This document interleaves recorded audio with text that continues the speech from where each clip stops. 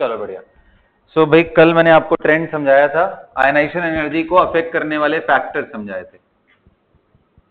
Ionisation energy को affect करने वाले फैक्टर, और उसमें मैंने बताया था कि भाई अगर आप न्यूक्लियस की तरफ ज्यादा अट्रैक्शन होगा यानी Z स्टार ज्यादा होगा तो आयनाइजेशन एनर्जी भी ज्यादा होगी। दूसरा मैंने समझाया था अगर साइज ज्यादा हो गया तो आयनाइजेशन एनर्जी बेटा कम हो जाएगी नेचुरली, क्योंकि फोर्स चार्ज के डायरेक्टली प्रोपोर्शनल एंड रेडियस के इनवर्सली प्रोपोर्शनल होती है। इलेक्ट्रॉनिक कॉन्फ़िगरेशन के अंडर मैंने 2 पॉइंट आपको समझाए थे। सबसे पहला क्या बोलो? हाँ, जैसे P3 हो जाए, P6 हो जाए, D5 हो जाए, D10 हो जाए, यानी स्टेबल कॉन्फ़िगरेशन।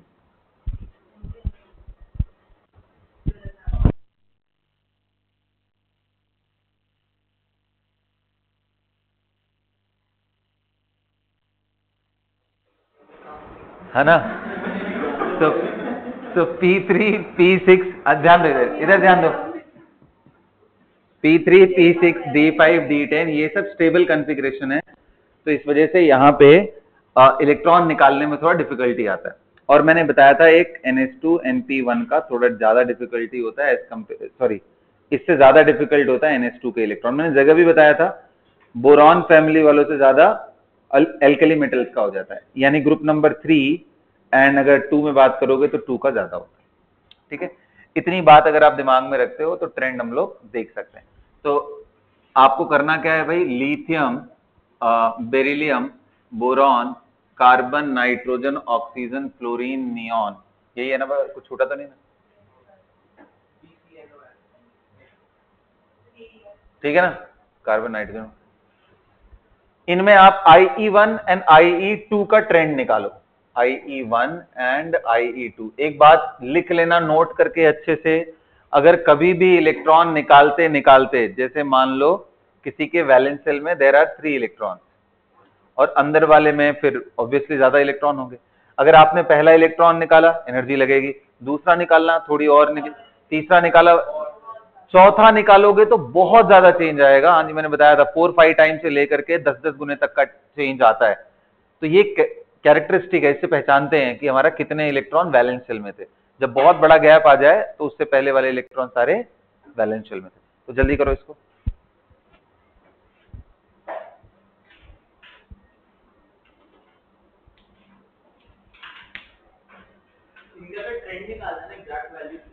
नहीं, वैल्यूज कैसे निकाल पाओगे? वैल्यूज तो हमारे पास कोई फॉर्मूला ही नहीं है इससे निकाल।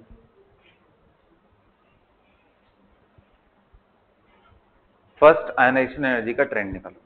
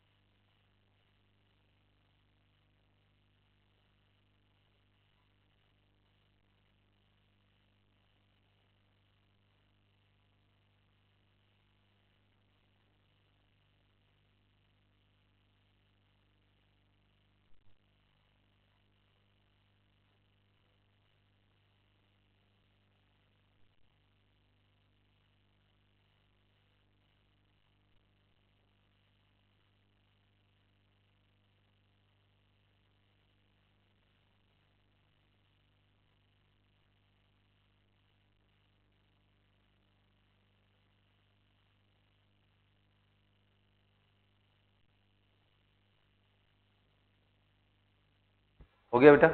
आओ चेक करते हैं कैसे करना है इसको, ठीक है? तो आप सबसे पहले ये चारों फैक्टर को दिमाग में रख करके चलोगे, ठीक? मेरे को बताओ, अगर मैं लेफ्ट से राइट जाता हूं तो साइजेस क्या होते हैं? घटते, क्योंकि भाई सभी का सेकंड सेल में इलेक्ट्रॉन जा रहा है ना, साइजेस घटते जाते हैं। साइज घटेंगे तो आयनाइजेशन एनर्जी बढ़ जाएगा, इनवर्सली प्रोपोर्शनल। तो ऐसा होना चाहिए एज पर साइज, ठीक? थ्योरेटिकल साइज की मैं बात कर रहा हूं। दूसरा आता है कौन सा? हाँ, जेड स्टार वैल्यू। तो जेड स्टार के हिसाब से अगर मैं देखूं तो इफेक्टिव न्यूक्लियर चार्ज भी आपको मालूम है, ये याद कर लो भाई। जेड स्टार इधर से इधर इंक्रीजेस और ऊपर से नीचे कांस्टेंट, ठीक? और साइज इधर से इधर डिक्रीजेस, ये याद रहना चाहिए, और नीचे इंक्रीजेस। कुछ एक्सेप्शन छोड़ दें तो ये लगभग फॉलो होता है, ये बात दिमाग में रखना। तो भाई जेड स्टार भी बढ़ रहा है तो आयनेशन एनर्जी बढ़ना चाहिए। तो हमारे पास दो सपोर्टिंग फैक्टर हैं रेगुलर करने के लिए। अब आते हैं हम कॉन्फ़िगरेशन के ये दो पॉइंट पे। पहला पॉइंट तो ये कि भाई जहां कहीं आपने P3 P6 ये सब देखा तो उनका आयनेशन एनर्जी ज्यादा होगा। तो कॉन्फ़िगरेशन करते से क्या होगा? 1s2 2s1, ये हाँ जी 2s2, ये क्या होगा? 2s2 2p1। तो इसको एक मार्क कर लेते हैं। फिर ये आएगा 2p2, ये 2p3, ये 2p4, इनको मार्क कर लेते हैं, एंड ये 2p6 आएगा। तो भाई इस रूल के हिसाब से भाई 6 वाले का 3 वाले का ज्यादा होना चाहिए, तो है भी, ये ज्यादा ऑलरेडी है तो एक स्टेप और ज्यादा कर दो, क्या फर्क पड़ता है? लेकिन आप देखो ये P3 वाला ये कम है जबकि इसका ज्यादा है, तो ये एक स्टेप आगे जाता है। फिर आप कहोगे सर इसको एकदम आगे क्यों नहीं लेके गए? क्योंकि बाकी दो फैक्टर तो इसी को सपोर्ट कर रहे हैं ना, साइज एंड जेड स्टार। तो इसलिए नहीं होगा कि सिर्फ एक रूल माने और सबसे आगे कर दिया, ऐसा नहीं कर सकते। तो एक स्टेप जंप कराना है। तो यानी करेक्ट आयनेशन एनर्जी का ट्रेंड क्या होगा? नियॉन के बाद फ्लोरीन और उसके बाद नाइट्रोजन आएगा, ऑक्सीजन पीछे आ जाएगा। तो इस एनोमली को याद रखना, क्वेश्चन रिपीटेड फॉर्म में पूछे जाते हैं इनके बारे में, ठीक है ना? पीरियोडिक ट्रेंड में ये पक्का ही पक्का आता है। अब उसके बाद दूसरा मैंने क्या समझाया था कि भाई जहां तुम्हें NH2 NP1 NH2 दिखे, NH2 है और NH2 NP1, मैंने बताया था S पे फोर्स ज्यादा स्ट्रांग लगता है, P पे थोड़ा कम।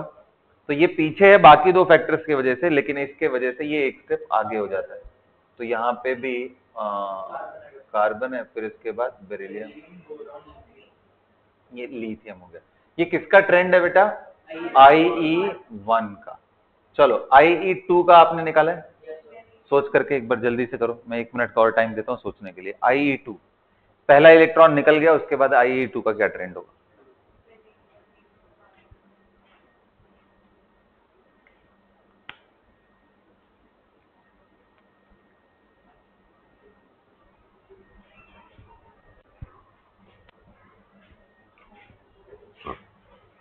बोलो।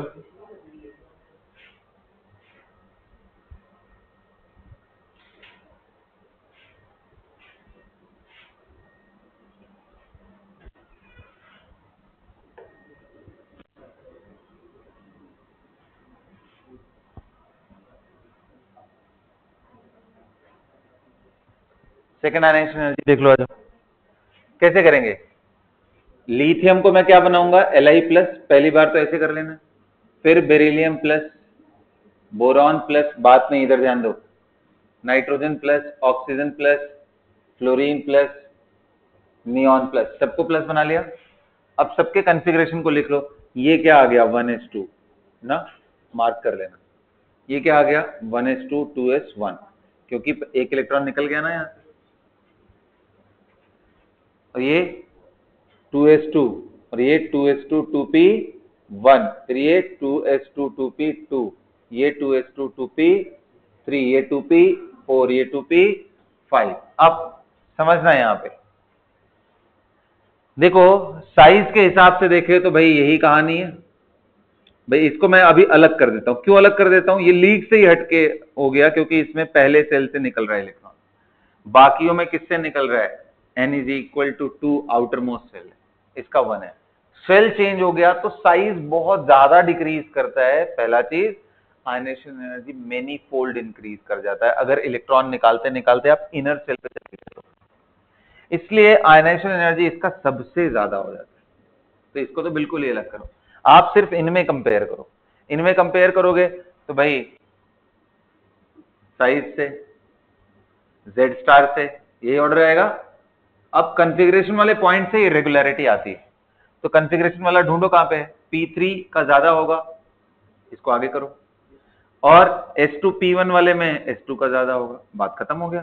सो IE2 का ऑर्डर क्या होगा, IE2 में सबसे ज्यादा कौन हो जाएगा, lithium, followed by neon second, third पे कौन है, ऑक्सीजन, फोर्थ पे कौन है, फ्लोरीन, फिफ्थ पे कौन है, नाइट्रोजन, सिक्स पे कौन है, बोरॉन, फिर कौन है, बोलो, कार्बन, उसके पीछे बेरिलियम। सबसे कम होता है बेरिलियम का, IE2 का ऑर्डर है। जो दो की पॉइंट यहां मैंने समझाए, पहला कि भाई जब आप IE2 लिख रहे हो तो पहले फर्स्ट आयनाइज करने के बाद कॉन्फ़िगरेशन लिखना है। दूसरा पॉइंट क्या, शेल देख लो, किसके आउटर शेल में सेकंड से निकल रहा है, किसमें फर्स्ट से, जिसमें लोअर शेल से निकल रहा है उसको सबसे आगे पहले कर देंगे। आगे बात समझ में, चलो ग्रेट। तो IE1 IE2 का पूछता ही है, तो वही तो हुआ ना, देखना पहला इलेक्ट्रॉन निकाला तो बाहर से निकला, दूसरा निकालने में अंदर जाना पड़ रहा है, इसलिए ये इतना इंक्रीज कर जाता है कि अपने बाकियों से सबसे आगे चला जाता है। यही तो हो रहा है।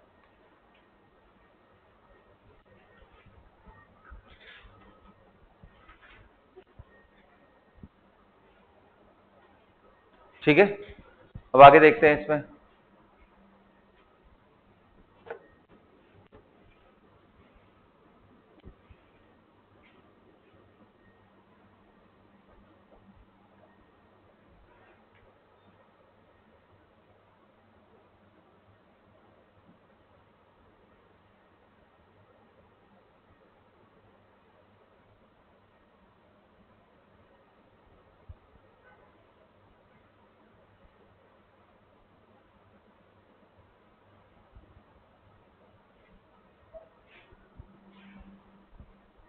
लिखो, क्वेश्चन लिखो तो, find the oxide form by the element X, find the formula of the oxide formed by the element X if its ionization energies have the following values।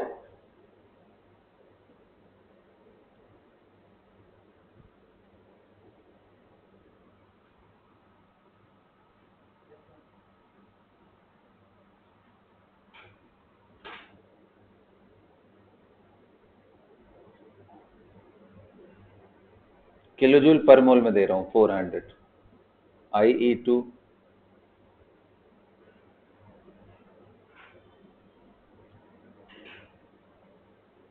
2000 kilojoule पर मोल, IE3 3000 किलोजूल पर मोल, IE4 4500 kilojoule पर मोल। Try करो,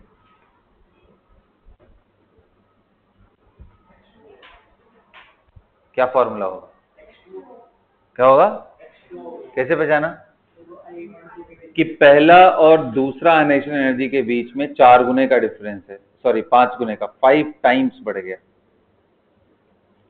इतना ज्यादा increase होने का मतलब ये है कि ये पक्का शेल चेंज हो गया, ये वाला इलेक्ट्रॉन इनर शेल में, second electron is removed from inner shell.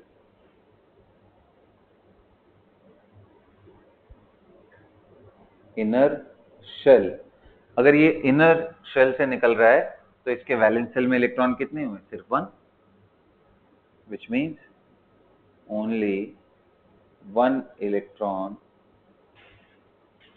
is there in valence shell of X।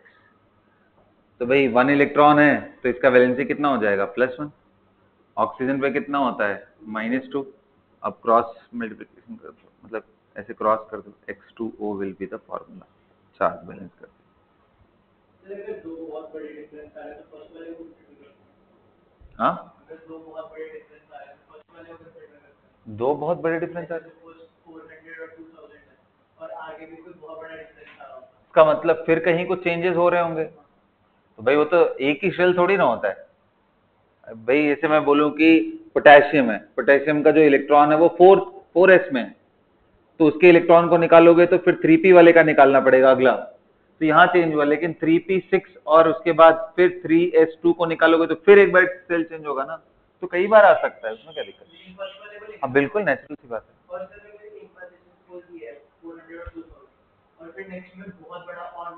हो ही नहीं सकता है बेटा, कैसे होगा?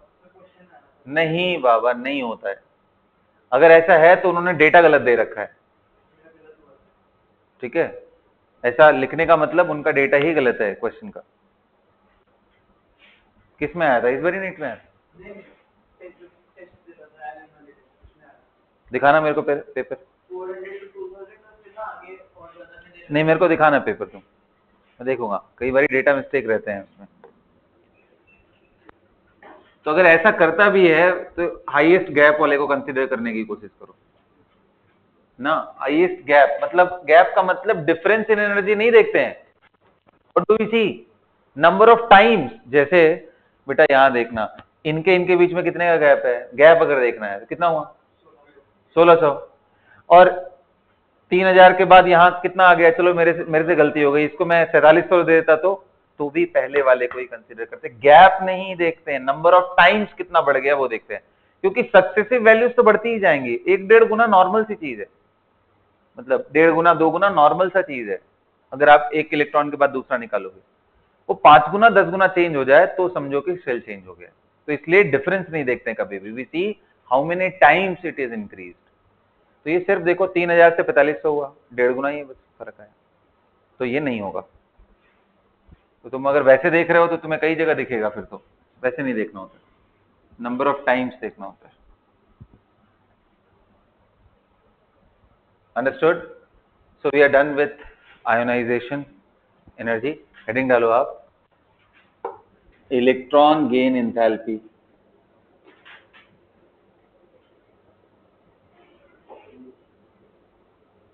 And electron affinity.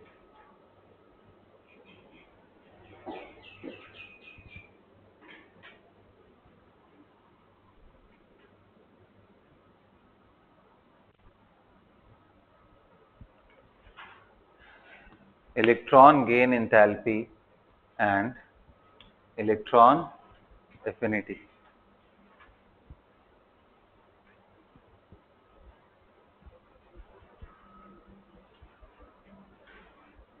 Correct? Electron gain enthalpy and electron affinity. अब देखो बेटा, अभी तक हमने क्या किया कि भाई किसी आइसोलेटेड गैसियस एटम से अगर मैं इलेक्ट्रॉन निकालता हूं तो जितनी एनर्जी लगती है उसको क्या बोलते हैं हम? आयनाइजेशन। ठीक इसका उल्टा, अगर आइसोलेटेड गैसियस एटम में एक इलेक्ट्रॉन ऐड करूं, उसके करस्पॉन्डिंग जो भी एनर्जी चेंजेस होते हैं उसको बोलते हैं इलेक्ट्रॉन गेन एंथैल्पी ना। ये डेल्टा एच पॉजिटिव और नेगेटिव दोनों हो सकता है। अब मैं 2 एग्जांपल दिखाता हूं आपको। जैसे क्लोरीन है, Cl plus electron forming Cl minus.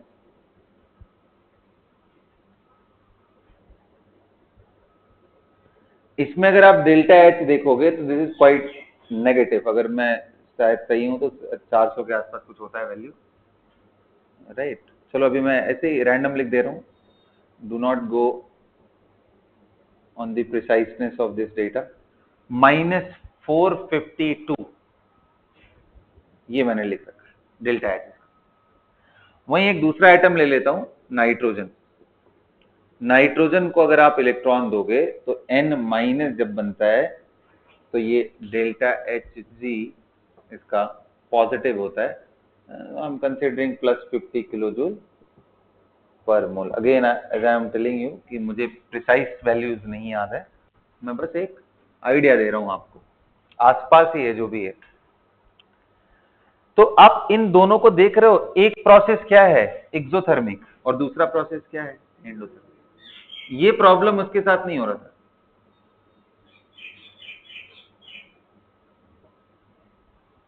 ये प्रोसेस किसके साथ नहीं हो रहा था, आयोनाइजेशन के। सो electron removal from neutral atom, again from neutral atom, इस बात को माइंड करोगे, न्यूट्रल एटम से इलेक्ट्रॉन निकालना हमेशा एंडोथर्मिक होता है, जबकि इलेक्ट्रॉन ऐड करना न्यूट्रल एटम में इंडो भी हो सकता है और एक्सो भी हो सकता है। अब यहीं पे आता है कि सर फिर इलेक्ट्रॉन एफिनिटी क्या होता है। देखो एफिनिटी का लेना देना क्या है, attraction for electron. So if an atom have affinity for an electron, it means कि वो उसको रखना चाहता है अपने पास, रखना चाहता है, इसका मतलब कि वो अट्रैक्ट होने से उसकी एनर्जी लोअर होगी, तो एनर्जी रिलीज होगी, और एनर्जी रिलीज हो रही है तो ये इंडिकेशन है that that atom have affinity for electron. इसका मतलब जो भी इलेक्ट्रॉन ऐड करने से एनर्जी रिलीज हो रही है वो सारे एटम का affinity for electron is positive. तो एफिनिटी डिफाइन करना हो तो कैसे डिफाइन करेंगे, तो बोलते हैं कि भाई जो डेल्टा एच आ रहा है ना उसी का माइनस साइन ले लो। स्टैंडर्ड तरीके से डिफाइन ऐसे किया जाता है, electron gain enthalpy, this is electron gain enthalpy.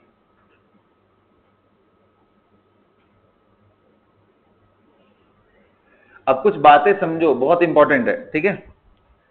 Electron gain enthalpy एक एंथैल्पी चेंज है, एनर्जी कितना निकला कितना एब्जॉर्ब हुआ साइन के साथ लिखना होता है, जबकि एफिनिटी क्या है भाई, इलेक्ट्रॉन के लिए अट्रैक्शन है या रिपल्शन है, इसका मेजर करने का तरीका है। तो क्वांटिटेटिव डिस्कशन अगर मैं करूंगा तो मैं बोलूंगा कि इस क्लोरीन की एफिनिटी पॉजिटिव है। क्वांटिटेटिव कितना पॉजिटिव है, 452 है, क्योंकि देखो ना minus time, minus of minus 452 आ गया, तो मैं बोलूंगा कि affinity of chlorine, electron affinity for chlorine is 452 kilojoule per mole. But affinity for nitrogen is, affinity of electron for nitrogen is negative, कितना, -50। ये क्वांटिटेटिव डिस्कशन हुआ। क्वालिटेटिव डिस्कशन का मतलब भाई chlorine have affinity for electron, have positive affinity for electron, nitrogen have zero affinity for electron. ये बोलने का तरीका है। तो जब हम क्वालिटेटिव बात कर रहे होते हैं, सिर्फ बात कर रहे होते हैं, तो ऐसा बोलते हैं भाई नाइट्रोजन का ना इसके लिए एफिनिटी ही नहीं है, एफिनिटी नहीं है मतलब जीरो एफिनिटी है। बट उस जीरो को इमोशनल एंगल पे मत लेके जाना कि सर इसका डेल्टा एच तो जीरो नहीं है, ये बोलने के लिए यूज किया जाता है, बट आप क्वांटिटेटिव तरीके से बात करोगे तो ये नेगेटिव होगा। अंडरस्टूड, लिखो इलेक्ट्रॉन गेन एंथैल्पी, पहले लिखो electron gain enthalpy.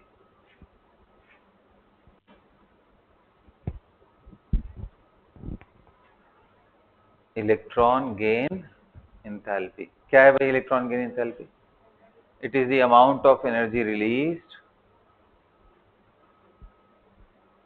when, sorry my bad, it is the enthalpy change, gain enthalpy लिखवा रहा हूं ना, so it is enthalpy change associated with addition of single electron, it is the enthalpy change associated with addition of single electron to an isolated gaseous atom, to an isolated gaseous atom। ठीक है, अब ऐसे दिखा लो, x gas plus electron forming x minus gas, है ना, ये हो गया इलेक्ट्रॉन गेन एंथैल्पी। नोट करके लिखो,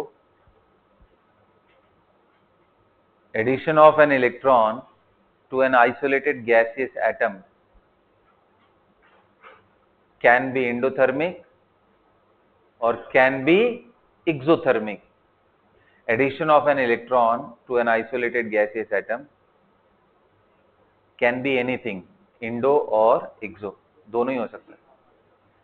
Addition of electron to an isolated gaseous atom can be indo और exo, इनमें से कुछ भी हो सकता है, वो इंडो भी हो सकता है और एक्सो भी हो सकता है,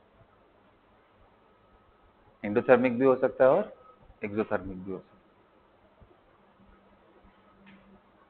क्लियर है सबको? कैन बी इंडोथर्मिक और कैन बी एक्सोथर्मिक। क्लैरिटी है सबको इस चीज में? सो अगला पॉइंट लिखो, how do we define electron affinity. देखो, electron affinity is defined as the amount of energy released when an electron is added to isolated gaseous atom. Electron affinity is defined as the amount of energy released when an isolated gaseous atom, when an electron is added to an isolated gaseous atom. Isolated gaseous atom. तो अब उसको mathematically दिखा लो, कैसे लिखेंगे? E is equal to this value at 0 Kelvin.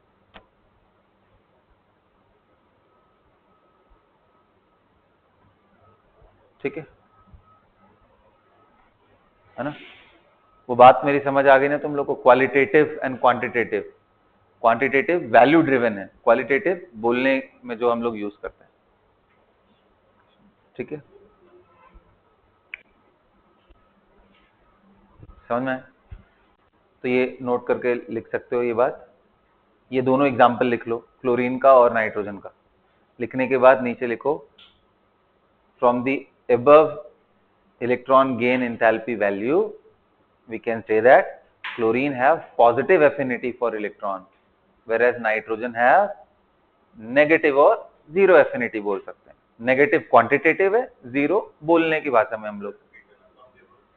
From the above electron gain enthalpy values, we can conclude that chlorine have positive electron affinity। Value निकाल के देख लो, electron affinity for chlorine minus time of minus कितना है? 452। कितना आ गया बेटा? हाँ जी,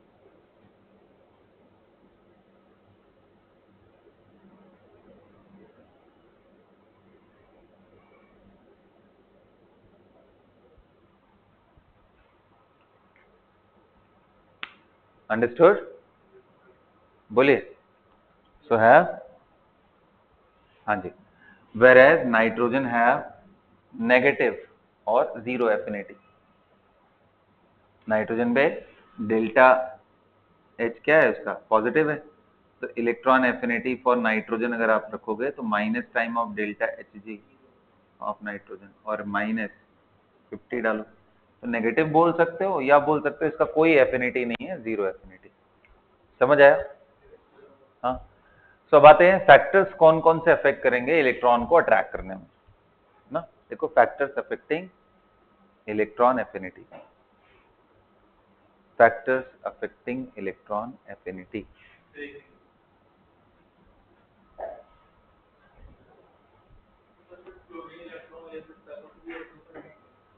ले सकता है, तभी तो एक्सोथर्मिक है। अरे अपने आप हो रहा है तो सिस्टम की एनर्जी लोअर हो रही है ना। पहले हाई थी, अब लो है, तो एनर्जी रिलीज होगी ना।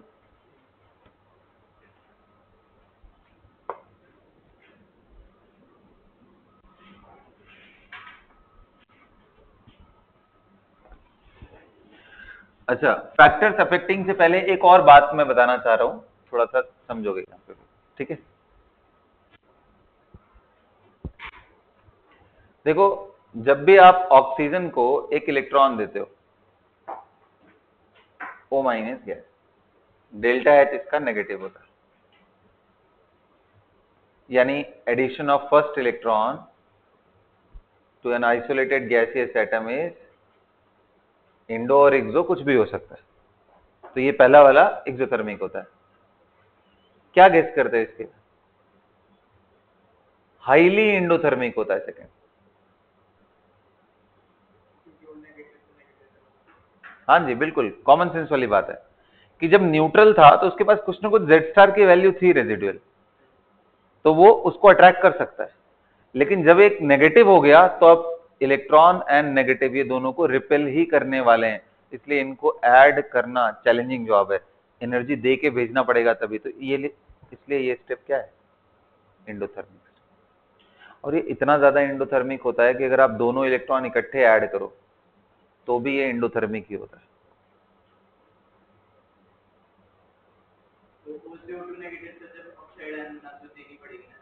हाँ जी बिल्कुल।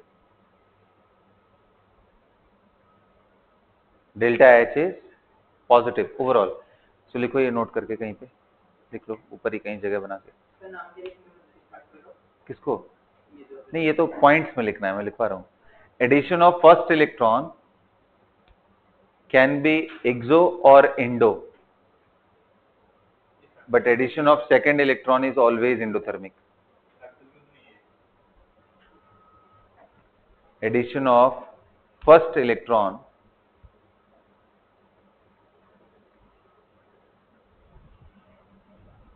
can be exothermic or endothermic, but addition of कौन सा इलेक्ट्रॉन बेटा? सेकेंड इलेक्ट्रॉन इज ऑलवेज, बोलो, हाँ जी, एंडोथर्मिक, क्योंकि फर्स्ट इलेक्ट्रॉन लेने के बाद वो नेगेटिव बन जाएगा और नेगेटिव को, ठीक है। अब फिर क्वेश्चन देखो ओजस्विन, ये बताओ अगर पहला इलेक्ट्रॉन लेने से ये नेगेटिव आ रहा है, सेकेंड पे पॉजिटिव आ रहा है, तो हमारे पास ऑक्सीजन को -1 स्टेट में मिलना चाहिए नेचर में, ज्यादा -2 स्टेट में कैसे मिलता है फिर?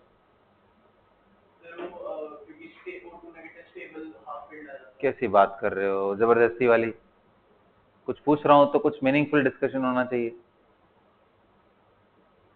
Electronic stability is not the correct parameter to जज एवरीथिंग। किससे जज करते हैं हमेशा? एनर्जी, गिब्स एनर्जी, इन सब चीजों से जज करते हैं। मेरा क्वेश्चन क्या है, क्लियर है कि भाई पहला इलेक्ट्रॉन लेने में अगर ये रिलीज हो रहा है एनर्जी, इसका मतलब ये स्टेबल है। दूसरे में ऐड करने पे ये O-2 बनाने में एनर्जी देनी पड़ रही है, इसका मतलब ये अनस्टेबल है, इधर के ही फॉर्म में रहना चाहिए, O- ही मिलना चाहिए। फिर हमारे पास फॉर्मूला NaO बन जाएगा, सोडियम पे +1 ऑक्सीजन पे माइनस, जबकि बनता है Na2। जिंक ZnO2 बनना चाहिए, बनता ZnO। क्यों ऐसा है भाई?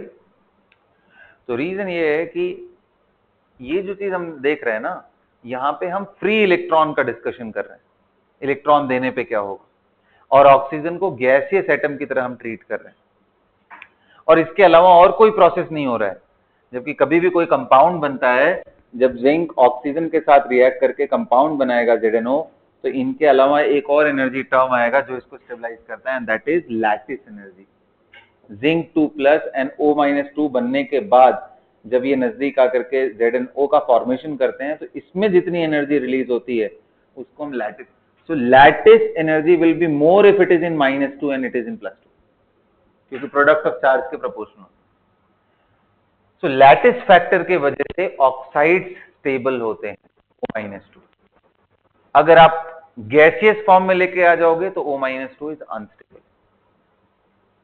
कंपाउंड के फॉर्म में स्टेबल है, क्योंकि उसको स्टेबलाइज करने का एक तीसरा फैक्टर भी आ गया, वो कौन सा था? लैटिस में।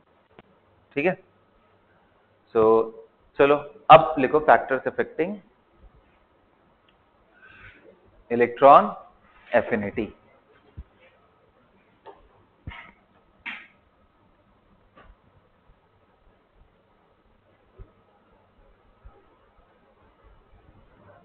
factors affecting electron.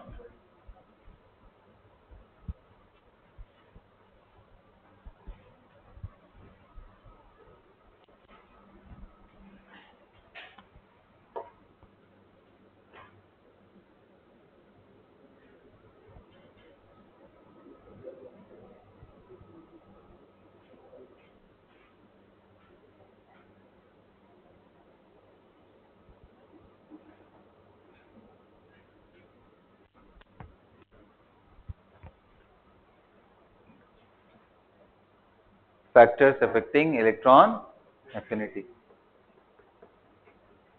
अब कौन कौन से फैक्टर्स होंगे खुद सोचो, अट्रैक्शन वाली बात यहां पे भी देखनी है। तो सबसे पहला कौन सा है? Z star. Electron affinity directly proportional to Z star. जितना ज्यादा इसको आने वाले इलेक्ट्रॉन को इनवर्ड फोर्स लगेगा, उतना ही वो स्टेबल होगा, उतना ही एनर्जी रिलीज होगी।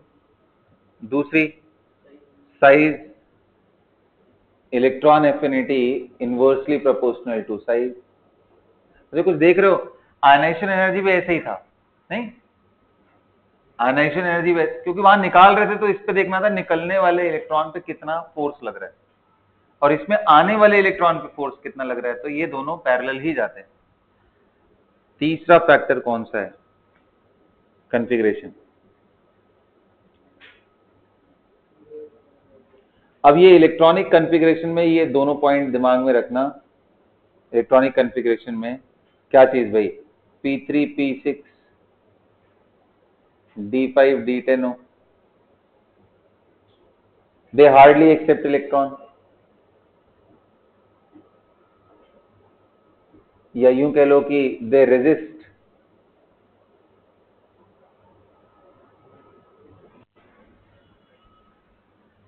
Addition of electron. मतलब इनसे इलेक्ट्रॉन निकालना भी डिफिकल्ट है और ऐड करना भी डिफिकल्ट है। और फिर क्या, मेरे को बताओ, अगर कॉन्फ़िगरेशन NH2 हो गया, अगेन रेजिस्ट, क्योंकि अच्छे से शील्ड कर लिया H2 ने इलेक्ट्रॉन को। ये जो S वाले इलेक्ट्रॉन थे, इसने न्यूक्लियस के जो इफेक्ट है उसको अच्छे से शील्ड कर लिया, तो बाहर आने वाले इलेक्ट्रॉन पे अच्छे से फोर्स अंदर की तरफ नहीं लग पाएगा, तो इसलिए बोलते हैं कि रेजिस्ट एडिशन ऑफ इलेक्ट्रॉन।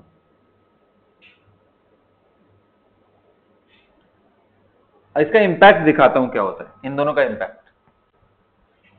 देखो, नोबल गैसेस होते हैं ना, helium, neon, argon, krypton, xenon, radon.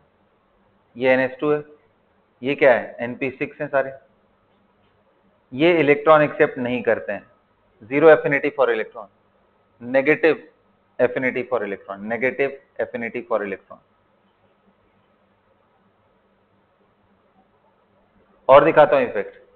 ये जो बेरिलियम, मैग्नीशियम, कैल्शियम वाला ग्रुप है ना, इनका भी नेगेटिव एफिनिटी होता है फॉर इलेक्ट्रॉन, मतलब अट्रैक्ट नहीं करते। और दिखाता हूं, एक और एटम है नाइट्रोजन, नेगेटिव एफिनिटी। क्यों? क्योंकि ये P3 है। सिर्फ P3 ही नहीं, और भी एक रीजन क्लब हो जाता है। ध्यान रखना, नाइट्रोजन को मैंने बोला, नाइट्रोजन फैमिली नहीं बोला, यहाँ पे पूरी फैमिली होती है ऐसी, नोबेल गैसेस की पूरी फैमिली ऐसी होती है। तो यहीं पे आता है चौथा फैक्टर, कौन सा? Electronic repulsion.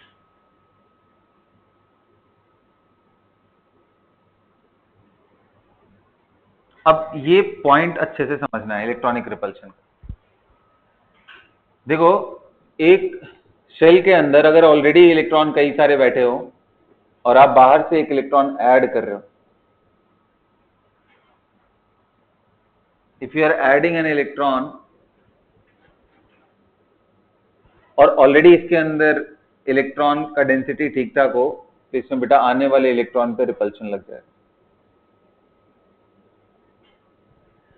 फिर ये इलेक्ट्रॉन एफिनिटी की वैल्यू को या तो कंप्रेस कर देते हैं या तो फिर वो नेगेटिव साइड में लेके चले जाते हैं। तो अब ये कहां पे ज्यादा होगा? जहां पे इलेक्ट्रॉन छोटे साइज के एटम के अंदर वैलेंस इलेक्ट्रॉन में प्रेजेंट हो, यानी स्मॉलर एटम होना चाहिए, साइज कम होना चाहिए। ये कहां पे मिलेगा आपको? Second period element. तो सेकंड पीरियड एलिमेंट्स में इसलिए कभी भी कंपेयर करोगे ना, आप बोरॉन ले लो, आप कार्बन ले लो, नाइट्रोजन ले लो, ऑक्सीजन ले लो, फ्लोरीन, इनमें किसी में भी अगर आप इलेक्ट्रॉन ऐड करो और इसके नीचे वाले में ऐड करो, तो इनकी इलेक्ट्रॉन एफिनिटी थर्ड पीरियड वालों की सेकंड वालों से बेटर ही होती। Electron affinity of third period element is better as compared to second period element just because of electronic repulsion, क्योंकि इसमें इलेक्ट्रॉनिक रिपल्शन होता है और इनका साइज इतना बड़ा हो जाता है कि उसमें इलेक्ट्रॉन ऐड करने पे वो इफेक्ट दिखता नहीं है ढंग से। तो ये लिख लेना, electronic repulsion, when electron is added in relatively smaller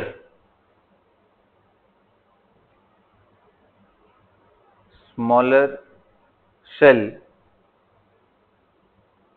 electronic repulsion takes place.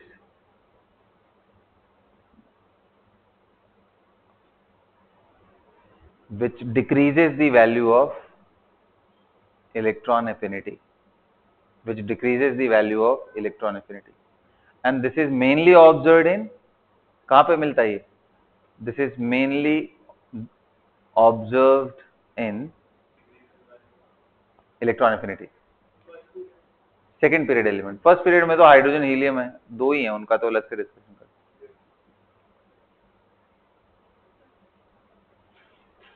Understood? Mainly observe for second period element. और वहीं पे नोट करके बात लिख लेना, third period element have more electron affinity than second period element. Third period element have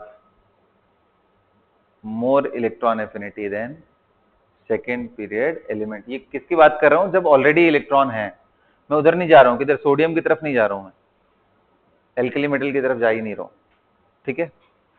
तो अब देखो, जितना रिलेटिवली रेगुलर था आयोनाइजेशन एनर्जी, उतना रेगुलर ये नहीं है. आप अगर ध्यान से देखो पीरियोडिक ट्रेंड में, तो जब आप लेफ्ट टू राइट जा रहे हो तो हो क्या रहा है? यहाँ पे P3 आ गया भाई, एकदम से नेगेटिव हो गया, ये इलेक्ट्रॉन एफिनिटी नेगेटिव.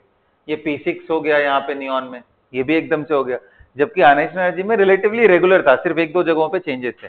यहाँ तो पूरा चीज ही गायब हो जा रहा है. तो इसमें क्वेश्चन इसलिए बहुत कम बनते हैं, और वो मोस्टली क्वेश्चन इन्हीं ग्रुप ट्रेंड पे बनते हैं, लेफ्ट टू राइट जाने पे नहीं बनते. ठीक है? तो हम लोग ग्रुप ट्रेंड देख लेते हैं. अगर ऊपर से नीचे जा रहे हैं, टॉप टू बॉटम, तो इनमें से कौन सा फैक्टर मेन इंपॉर्टेंस रखेगा? दो चीज. एक तो रिपल्शन वाला बात जो सेकेंड पीरियड में हमको देखने को मिल रहा है, और दूसरा कौन सा बेटा? साइज, क्योंकि Z star is nearly constant.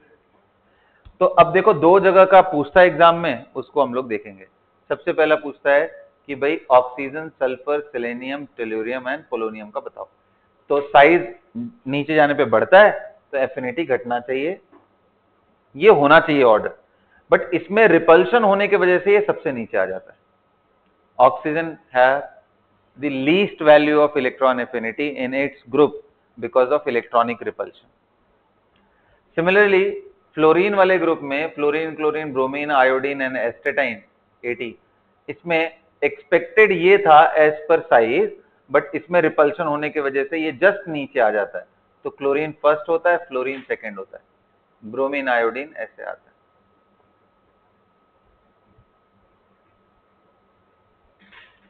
तो ट्रेंड में लिख लेना ये दोनों के लिए ऑक्सीजन. अच्छा, नाइट्रोजन वाले में क्या होगा?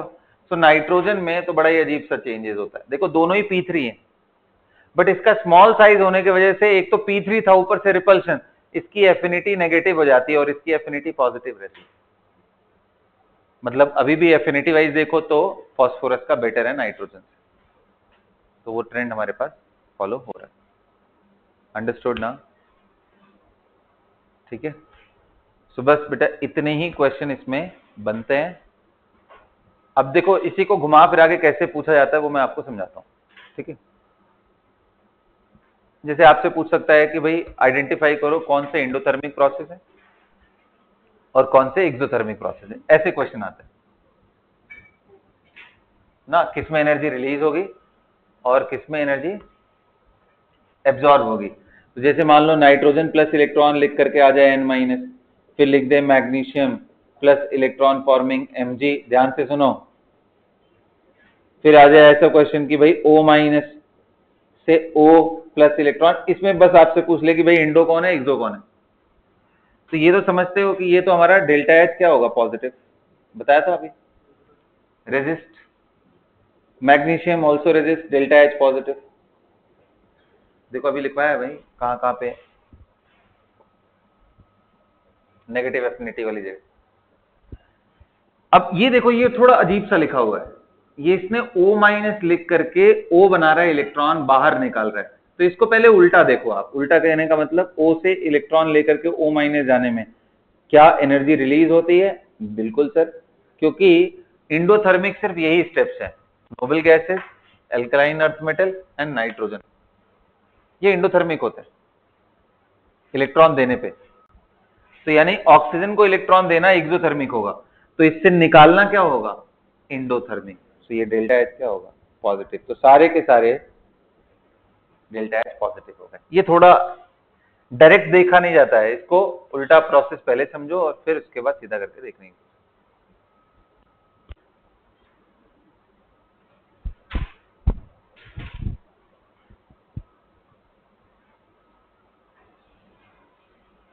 हो गया सारा। So we are done with the affinity topic.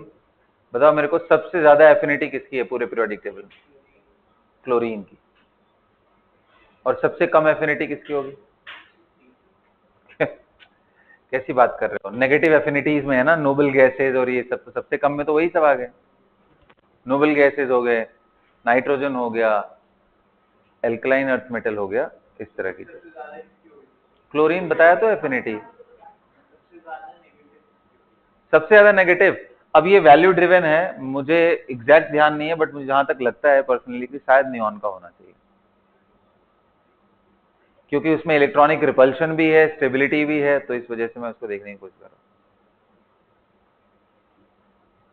Done, हाँ चलो। सो हम लोग बेटा एफिनिटी हमारा खत्म हो गया यहीं पे। अब पढ़ते हैं last topic of periodic properties which is electronegativity. क्या ऑक्सीजन लिखा है, बहुत ही बकवास है। इंटरनेट से पढ़ रहे हो ना, होता है ऐसे, कोई भी लिख देता है ना उसके अंदर, तब तो और भी बकवास है।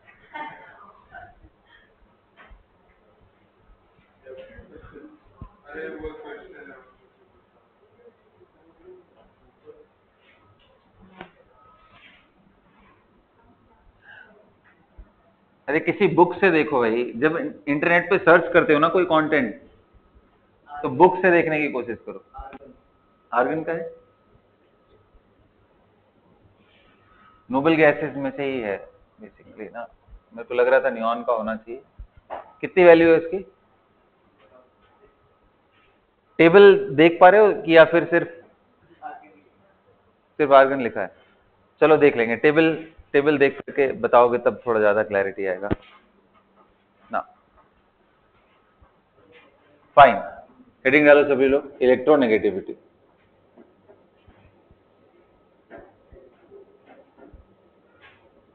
मेनली इलेक्ट्रोनेगेटिविटी में ना इसका एप्लीकेशन बहुत है, इलेक्ट्रोनेगेटिविटी के एप्लीकेशन बहुत पढ़ने हैं ना, वैल्यूज वगैरह पे क्वेश्चन ज्यादा नहीं आता है। आओ चलो देखते हैं।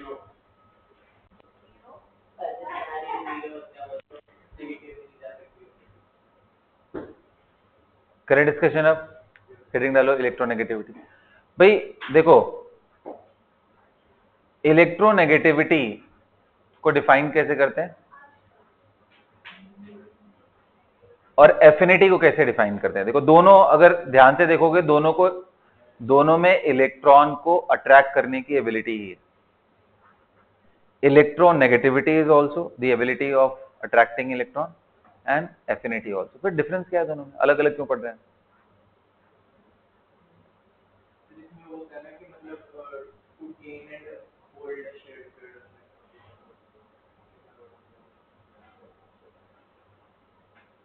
सर हम लोग जो इलेक्ट्रॉन एफिनिटी पढ़ते हैं वो था कि मतलब इलेक्ट्रॉन ऐड करने में कितना होता है, इसमें ये कि मतलब ऐड करके होल्ड भी करना होता है।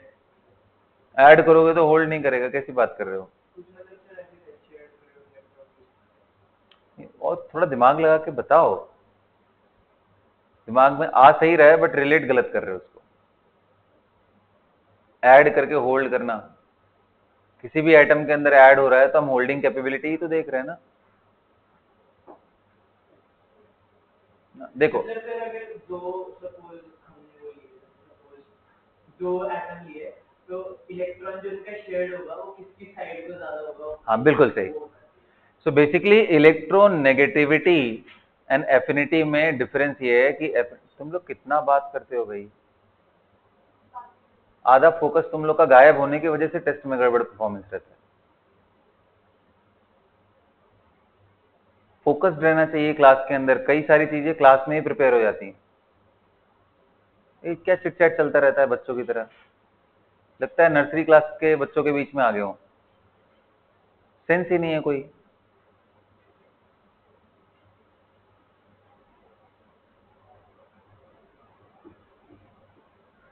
अलग अलग बेंचेस पे बिठा दूंगा मैं कल से।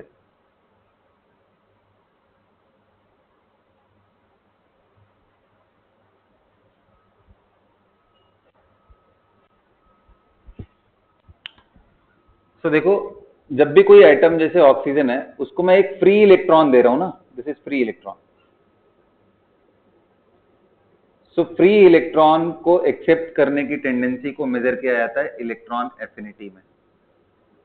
जबकि यही ऑक्सीजन किसी दूसरे के साथ अटैच हो जाए, जैसे हाइड्रोजन, ये जो बॉन्डेड इलेक्ट्रॉन है, हाइड्रोजन और ऑक्सीजन के बीच में जो बॉन्ड बना है, उसके इलेक्ट्रॉन को अपनी तरफ खींचने की एबिलिटी को हम इलेक्ट्रोनेगेटिविटी से मेजर करते हैं।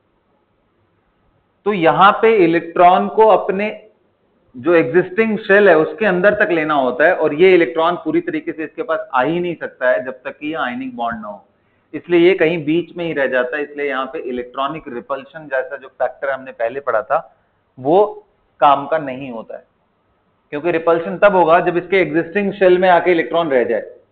ये दूर ही रहता है, अभी भी ऑक्सीजन से दूर है, लेकिन हाइड्रोजन और ऑक्सीजन के बिल्कुल बीच में नहीं, ऑक्सीजन की तरफ थोड़ा ज्यादा है। समझ गए ना? लिखो, electron affinity is the ability, हाँ सॉरी दोनों ही लिखवा रहा था यार तुम लोग, मैं तुरंत negative. Electron affinity is the ability of attracting free electron, whereas electronegativity is the ability of attracting shared pair of electron. Electron affinity is the ability of attracting free electron, whereas electronegativity is the ability of attracting shared pair of electron. ना, shared pair of electron.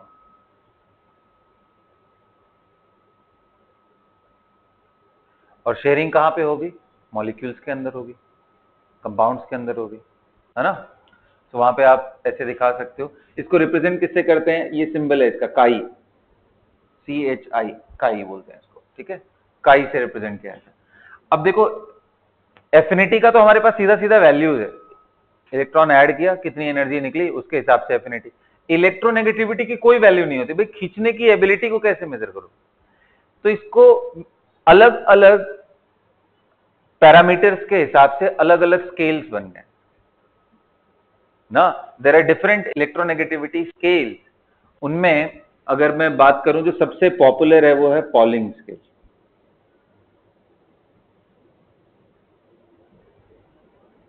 ये सबसे popular scale Pauling scale. और polling scale किस पे based है? कि भाई fluorine के साथ अलग अलग एटम का बॉन्ड बनाते हैं, जैसे फ्लोरीन का हाइड्रोजन हो गया, फ्लोरीन का कार्बन के साथ, फ्लोरीन का किसी और ये बॉन्ड एनर्जी कितनी लग रही है उससे ये रिलेटेड होता है, और ये बताता है difference of electronegativity between this and this. मतलब अगर ए एंड बी का बॉन्ड बना है तो इनमें अगर ए ज्यादा इलेक्ट्रोनेगेटिव है, यानी काई ए माइनस काई बी, इसको हम बॉन्ड एनर्जी के पैरामीटर में 0.208 रूट ओवर डेल्टा होता है। और डेल्टा का मतलब क्या है? यहाँ पे delta defines the bond energy of A B, इनका कितना वैल्यू है? Minus root of bond energy of A into bond energy of B and B. Basically B and B को तोड़ने में कितनी एनर्जी लग रही है, ए को तोड़ने में कितनी एनर्जी लग रही है, और ए बी जब आपस में बॉन्डेड हैं इनको तोड़ने में कितनी। तो इसका ज्योमेट्रिकल मीन लेते हैं, दिस माइनस दिस वैल्यू जो निकल के आती है उसी को डेल्टा बोलते हैं। यहाँ रूट में लगा के ये फॉर्मूला लगाओगे तब आता है। थोड़ा कॉम्प्लिकेटेड है, बॉन्ड एनर्जी पे बेस्ड है, इसका जो मेन पॉइंट है वो दिमाग में रखोगे। बॉन्ड एनर्जी पे बेस्ड है ना? और बॉन्ड एनर्जी पे बेस्ड होने की वजह से ये डिफरेंस बताता है, क्योंकि बॉन्ड तो हमेशा दो एटम के बीच में बनेगा, ये डिफरेंस बताता है। तो इसमें असाइन क्या किया गया वैल्यूज वो मैं आपको बता देता हूं। लिखो, polling scale is based on, heading डाल लेना, scales of electronegativity. Scales,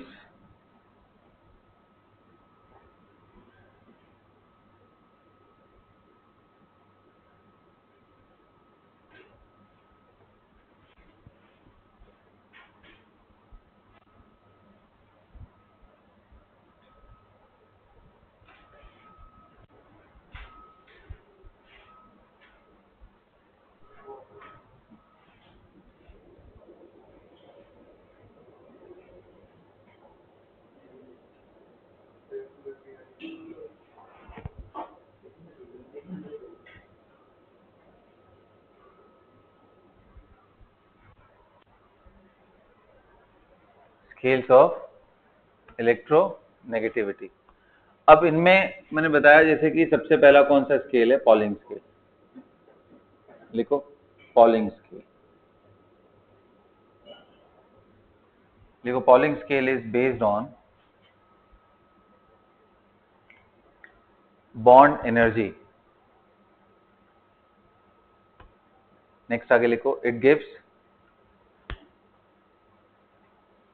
difference in electronegativity. अब जब डिफरेंस ले रहे हैं तो उसमें किसी एक की वैल्यू को अगर मैं फिक्स कर दूं तो बाकियों का उसके हिसाब से मैं असाइन कर सकता हूं। तो इसमें फ्लोरीन का जो वैल्यू है ना वो कितना फिक्स किया गया, 4। Electronegativity of fluorine is considered as 4 ना। तो उस हिसाब से अगर मैं सबका कैलिब्रेशन करूं तो फ्लोरीन के बाद अगला कौन सा आता है, ऑक्सीजन। इसका आता है बेटा 3.5। किस पे बता रहा हूं, पॉलिंग स्केल पे वैल्यू, ये याद रखना, ये काम आता है। इसके बाद कौन है, नाइट्रोजन, कितना होता है 3। इसके बगल में कौन है, कार्बन, कितना होता है 2.5। इसके बगल में कौन है, बोरॉन, कितना होता है बेटा 2.0। इसके बगल में बताओ बेरिलियम 1.5। इसके बगल में बताओ लिथियम, कितना 1। ऊपर हाइड्रोजन 2.1। याद रखना इसको अलग से। तो पैटर्न बड़ा सिंपल सा है, 0.5 0.5 0.5 घटता चला जा रहा है। अच्छा, ये हर जगह फॉलो नहीं होता, ऊपर से नीचे जाओगे तो सोडियम आते ही यहाँ पे 0.9 हो जाता है, पोटेशियम आते ही ये 0.8 हो जाता है। सोडियम के बगल में मैग्नीशियम पे जाओगे ये 1.2 आ जाएगा, और एल्यूमिनियम पे जाओगे तो 1.5। देखो इसका और इसका वैल्यू क्या डायगोनल रिलेशनशिप दिख रहा है। बोलते हैं कि first member of the group show similarity in property with the next group, the second element of the next group. This is second element of the next group. कि क्यों similarity होती है, क्योंकि इनकी इलेक्ट्रोनेगेटिविटी नजदीक होते हैं, इनका पोलराइजिंग पावर एक जैसा होता है, इसलिए ये सिमिलैरिटी शो करते हैं ना। जैसे बेरिलियम का ऑक्साइड एम्फोट्रिक है, एल्यूमिनियम का भी ऑक्साइड एम्फोट्रिक होता है, Al2O3। ठीक है, इसी को क्या बोलते हैं, डायगोनल रिलेशनशिप। ऐसे ही lithium show similarity with magnesium. क्या सिमिलैरिटी है, लिथियम का अगर कार्बोनेट को गर्म करो तो ये ऑक्साइड एंड CO2 में ब्रेक होता है। और वैसे ही बेटा ये अपने पढ़ा होगा इस ब्लॉक में, मैम ने पढ़ाया होगा ये बात, ठीक है। एनोमलस कैरेक्टर एंड डायगोनल दोनों ही डिस्कस किया होगा उन्होंने। तो लिथियम का कार्बोनेट गर्म करने पे Li2O एंड CO2 देता है, और वही मैग्नीशियम का कार्बोनेट गर्म करो तो MgO एंड CO2। ये सिमिलैरिटी। तो आखिर क्या सिमिलैरिटी नहीं है लिथियम, मतलब लिथियम की तो अपने ग्रुप से सिमिलैरिटी होनी चाहिए, तो सिमिलैरिटी नहीं है अपने ग्रुप से। सोडियम का जो कार्बोनेट है उसको गर्म करोगे तो कुछ नहीं होता, it do not evolve CO2। तो इस वजह से लिथियम का जो एनोमलस बिहेवियर में भी पढ़ते हैं और इसके इसके सिमिलैरिटी में भी पढ़ते हैं, उसको दोनों ही पॉइंट कंसिडर किया। चलो आगे बढ़ता हूं। एल्यूमिनियम के बाद कौन सा आता है भाई, सिलिकॉन, कितना होता है 1.8, फॉस्फोरस 2.1, सल्फर 2.5 होता है, एंड क्लोरीन 3 होता है। तो ये दोनों थोड़े वियर्ड से हैं, बाकी सब में पैटर्न है। देखो 9, 1.2, 0.33 का गैप है, यहाँ एकदम से 0.4 का गैप, और यहाँ 0.5 का गैप हो जाता है, या ऊपर से यहाँ याद कर लो 3.5, 2.5, 3, 4 है। आप देखो क्लोरीन एंड नाइट्रोजन का लगभग बराबर है वैल्यू। ये वैल्यू बिल्कुल याद रहना चाहिए आपको, आपको एकदम ही दिमाग में सेट रहना चाहिए। पॉलिंग स्केल पे वैल्यू नोट कर लो, पूरा नोट कर लो ये।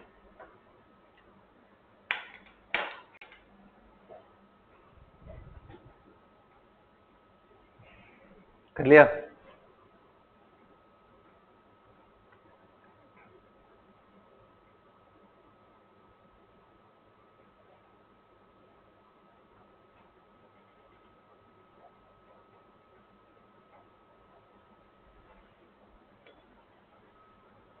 आगे बढ़ो। हाँ चलो, सो ठीक है, नेक्स्ट स्केल देखते हैं, उसको बोलते हैं मुल्किन स्केल।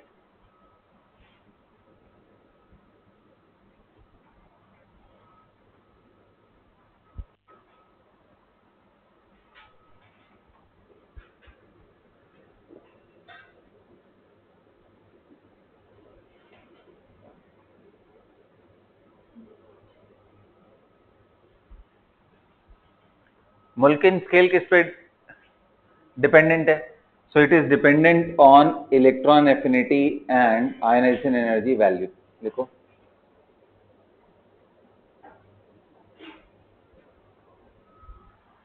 मुल्किन स्केल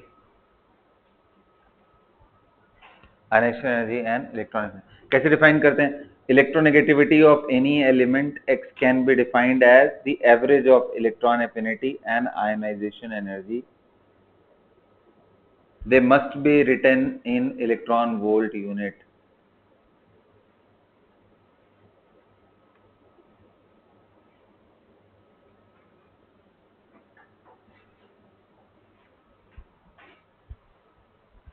और देखो मुल्किन स्केल पे जो वैल्यू निकालते हो वो पॉलिंग स्केल से ज्यादा होती है, 2.8 टाइम्स होता है, इसलिए x Pauling is equal to x Mulliken divided by 2.8 लिखते हैं। The value of electronegativity on Mulkin scale is 2.8 times larger than the value on Pauling scale. कैसे? 2.8 टाइम्स का बस मल्टीप्लिकेशन करना है, उसमें निकल जाएगा। हाँ कोई फायदा नहीं है, तो इसलिए तो मुल्किन स्केल पॉपुलर नहीं है ना, पॉलिंग स्केल पे वैल्यूज याद करते हैं, तो बस इसलिए कि थ्योरेटिकल क्वेश्चन बनते हैं ना, स्केल बनाए हैं बड़ी मेहनत करके लोगों ने। ठीक है, एक और स्केल आता है जिसको अल्रेड एंड रोचो स्केल बोलते हैं, and that scale is dependent on Z star value, effective nuclear charge, तो वो अभी आपको सीखना है नहीं, सो विल स्टॉप दैट। अब फैक्टर्स लिख लेते हैं, किस पे डिपेंडेंट है भाई? Factors affecting electronegativity values.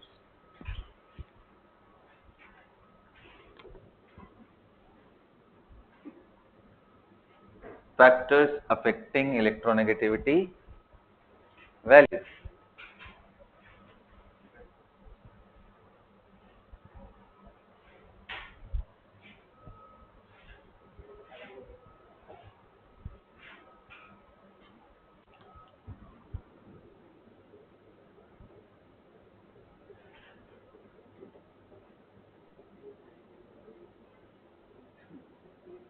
क्या क्या फैक्टर्स होंगे भाई, गेस करो। हाँ बिल्कुल, Z स्टार, साइज, बस मेरे ख्याल से खत्म ना। और क्या होगा? कॉन्फ़िगरेशन वगैरह का आप कोई मतलब नहीं रह गया, क्योंकि इलेक्ट्रॉन कभी उसके शेल में ऐड ही नहीं हो रहा है, ना तो वहां से निकल रहा है, शेयरिंग हो रही है, तो इसलिए वो सब, तो सबसे ज्यादा रेगुलर रिलेटिवली इलेक्ट्रोनेगेटिविटी होता है। So electronegativity is directly proportional to Z star, inversely proportional to size, है ना। कितना प्लेन है बिल्कुल, ऊपर से नीचे जाओगे इलेक्ट्रोनेगेटिविटी घटेगी, लेफ्ट से राइट जाओगे सबसे ज्यादा किसकी होगी? फ्लोरीन, नियॉन की नहीं, क्योंकि नियॉन बॉन्ड बनाता ही नहीं है, और फ्लोरीन की कितनी होती है बेटा? 4। अच्छा, जहां पे Z स्टार की वैल्यू गड़बड़ होती है इधर उधर, वहां पे ये इफेक्ट दिखता है। याद करो बोरॉन फैमिली में गड़बड़ था, तो बोरॉन से एल्यूमिनियम जाने पे इलेक्ट्रोनेगेटिविटी घट रहा है, घटना भी चाहिए, लेकिन एल्यूमिनियम से गैलियम, इंडियम, थैलियम, ये वैल्यू देखो बड़ा इंटरेस्टिंग है, 6, 7, 8 पॉलिंग स्केल की वैल्यू क्या हो गया? बढ़ रहा है, इसलिए बोलते हैं aluminium in its group is most electro positive, least electronegative, most electro positivity is reverse of electronegativity. सबसे ज्यादा इलेक्ट्रोपॉजिटिव एलिमेंट एल्यूमिनियम है अपने पूरे ग्रुप में। कार्बन फैमिली में भी थोड़ा बहुत मैंने बताया था ना, वो सब कॉन्सिक्वेंसेस कार्बन फैमिली तक आपको देखने को मिलते हैं। Carbon, silicon, germanium, tin and lead. यहां देखो इसका 1.8 है, सबका 1.8 हो जाता है। इसके बाद बाकियों का नॉर्मल होता है डाउन द ग्रुप। तो ग्रुप ट्रेंड में आप इन दोनों को मार्क कर लेना, ये पूछता है एग्जाम में। बाकी सब हाँ सबका ही सेम हो गया। डी ब्लॉक का प्रॉब्लम आता है, डी ऑर्बिटल कॉन्ट्रैक्शन का, फिर नीचे लैंथेनॉइड का आ जाता है। तो जो वैल्यू डिक्रीज करनी चाहिए थी उसको डिक्रीज नहीं किया, थोड़ा बढ़ा करके बराबर ही कर दिया।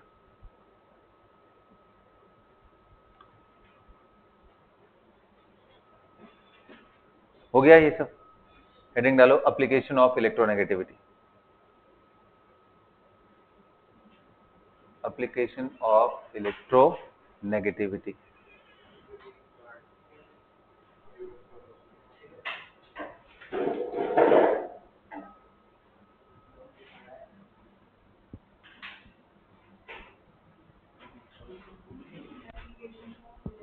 एप्लीकेशंस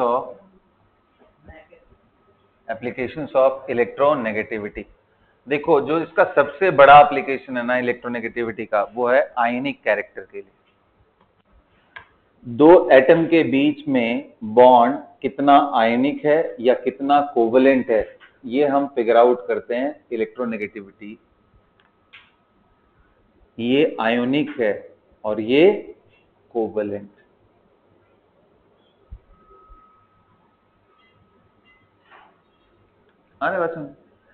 आयनिक क्यों हुआ? क्योंकि इसकी इलेक्ट्रोनेगेटिविटी 3.5 से इसकी 0.9, गैप देख लो कितना ज्यादा है। और यहां गैप देख लो, ये 2.1 था और ये 3.5 है, गैप कितना है। तो इसलिए बोलते हैं कि अगर किसी में आयोनिक कैरेक्टर निकालना हो, परसेंटेज आयोनिक कैरेक्टर, ये प्रोपोर्शनल होता है गैप ऑफ इलेक्ट्रोनेगेटिविटी। जितना ज्यादा गैप होगा इलेक्ट्रोनेगेटिविटी का, उतना ज्यादा बॉन्ड आयोनिक हो जाएगा। बड़ा सिंपल सा तरीका है। क्योंकि सोचो ना, ए एंड बी के बीच में बॉन्ड बना, बी बहुत इलेक्ट्रोनेगेटिव हो गया, इसके इलेक्ट्रॉन को ही खींच ले जाएगा, और इलेक्ट्रॉन ट्रांसफर हुआ, वैसे ही बॉन्ड को तो आयनिक बॉन्ड बोलते हैं, जहां पे कंप्लीट ट्रांसफर होता है। So if there is gap of electronegativity, bond must be, कम गैप है थोड़ा सा आयनिक कैरेक्टर होगा, ज्यादा है पूरा ही आयनिक हो जाएगा। बोलो, एक इक्वेशन भी है परसेंटेज आयनिक कैरेक्टर निकालने का, कौन सा, जिसको हेनी स्मिथ इक्वेशन बोलते हैं। That is equal to 16 delta plus 3.5 delta square, where what is delta? Gap of electronegativity, XA minus XB। आप इस and these electronegativities are on Pauling scale. Pauling scale values. जैसे मैं आपसे एक क्वेश्चन पूछूं कि चलो भाई सीजियम फ्लोराइड का परसेंटेज आयोनिक कैरेक्टर बताओ। मतलब अगर आप ध्यान से देखो तो पूरे पीरियोडिक टेबल में सबसे ज्यादा इलेक्ट्रोनेगेटिव एलिमेंट कौन है?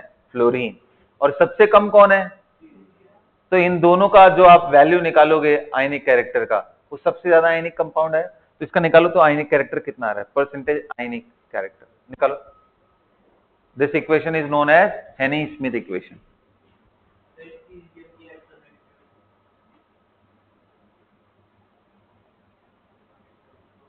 देखो सोडियम की कितनी, लिथियम की कितनी होती है? 1.9 होता है सोडियम का, फिर पोटेशियम 0.8, फिर रुबिडियम, सीजियम, फ्रांसियम। एक बार चेक करो इनकी इलेक्ट्रोनेगेटिविटी कितनी दी हुई। देखो मॉड्यूल दिया है ना मैंने, चेक करो। 0.7, मेरे ख्याल से 0.7 के आसपास होना चाहिए, क्योंकि एक लेवल के बाद ना वो लगभग एक ही जैसे हो जाते हैं।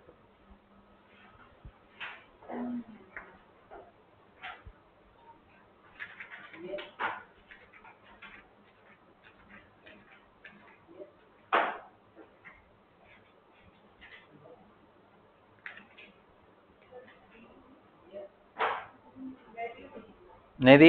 एनसीईआरटी में देखो पक्का मिलेगा तुम्हें। एनसीईआरटी में चेक करो, पीडीएफ मिल जाएगा एनसीईआरटी का जी, पीरियोडिक प्रॉपर्टीज का। कितना आ रहा है? 0.7 है। वाशु बोल रहा है 0.7 है, तो इसका 0.7 आप कंसिडर करो। चलो 0.7 करो, और सीजियम का इलेक्ट्रोनेगेटिविटी 0.7 एंड फ्लोरीन का आपको मालूम है कितना होता है 4। अभी लिखवाया, वैल्यू याद कर लो पॉलिंग स्केल पे, अगली क्लास से यूज आएगा इसका, जल्दी करो। अगली क्लास से हम लोग पढ़ेंगे केमिकल, हाँ जी खत्म हो गया पीरियोडिक प्रॉपर्टीज, केमिकल बॉन्ड खत्म हो गया बाबा, केमिकल बॉन्डिंग पढ़ेंगे, आज ही खत्म हो गया ये। कल से हम लोग पढ़ेंगे केमिकल बॉन्डिंग।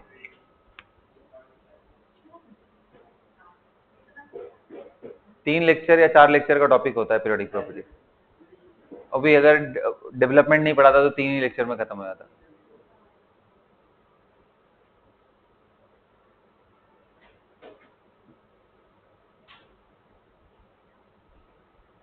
चलो भाई जल्दी निकालो यार, तुम कैलकुलेट करके निकालो, कैलकुलेटर का यूज करो। कितना आ रहा है, कितना आ रहा है, क्या कर रहे हैं भाई। 16 डेल्टा है एंड प्लस 3.5 डेल्टा स्क्वायर है।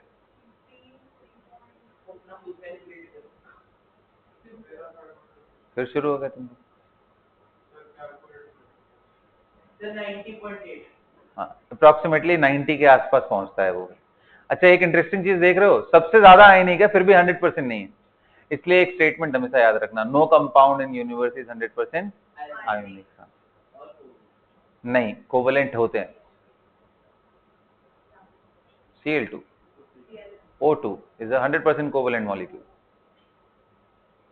H2 is 100% covalent. Yes, any diatomic species, homonuclear diatomic species.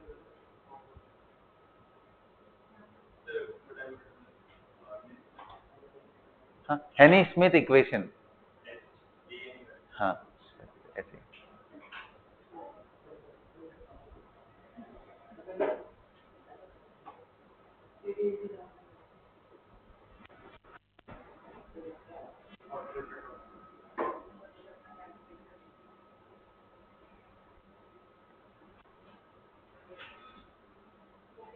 हो गया बेटा, लिख लिया।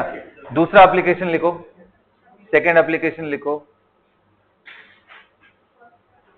अच्छा ये बताओ, अगर मान लो आपके सामने ऐसे क्वेश्चंस आ जाएंगे तो कर लोगे ना, Na2O, K2O, Rb2O, इसमें परसेंटेज आयनिक कैरेक्टर बताओ किसका ज्यादा होगा।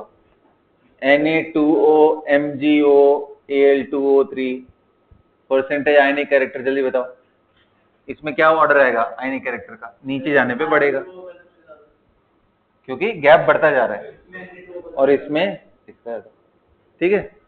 तो एल्कली मेटल के कंपाउंड ज्यादा आयनिक होते हैं, समझ में आ रहा है, क्योंकि उनकी वैल्यू सबसे कम होती है, डिफरेंस ज्यादा हो जाए। अब दूसरा लिखो, बेसिक कैरेक्टर ऑफ ऑक्साइड। ये याद रखना, basic character of oxide is also proportional to ionic character, मतलब proportional to gap of electronegativity. अब भाई आपसे पूछा जाए कि इसमें सबसे ज्यादा बेसिक कौन है, Na2O, MgO, Al2O3 में सबसे ज्यादा बेसिक कौन है, तो आंसर बोलोगे जो सबसे ज्यादा आयनिक वही सबसे ज्यादा बेसिक, Na2। ये बेसिक स्ट्रेंथ। मैं एसिडिक स्ट्रेंथ पूछूं तो इसका उल्टा हो जाएगा, है ना। अब एसिडिक स्ट्रेंथ पूछे तो इसका ठीक उल्टा हो जाएगा, Na2O से ज्यादा MgO से ज्यादा Al2O3, SiO2, फिर P2O3, फिर SO2। ये किसका ऑर्डर मैंने लिख दिया, एसिडिक स्ट्रेंथ। और आपको मालूम है ये सब एसिड होते हैं, ये एम्फोट्रिक होता है, दोनों से रिएक्ट करता है, और ये दोनों बेसिक होते हैं। So we are done with this lecture, everybody. See you guys in the next class.